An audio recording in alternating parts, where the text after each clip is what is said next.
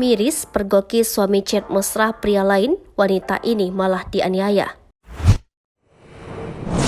Inilah sosok Rizka Khairul Ato alias RK, suami selebgram Melissa Zara yang kepergok chat mesra dengan seorang pria. Melissa Zara melaporkan suaminya ke polisi setelah menerima KDRT karena memergoki chat mesra sang suami dengan sesama pria.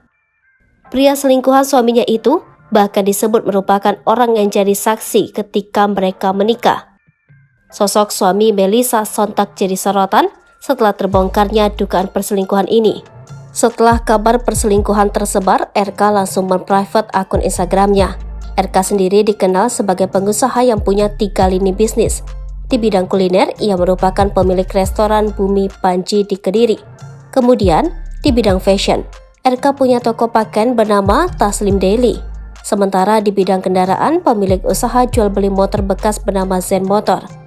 RK juga pernah menjadi peserta di ajang Take Me Out Indonesia pada 2016 silam. Terbongkarnya perselingkuhan suami Melissa dengan seorang pria bermula dari chat mesra. Melissa memergoki chat mesra antara suaminya dengan pria lain.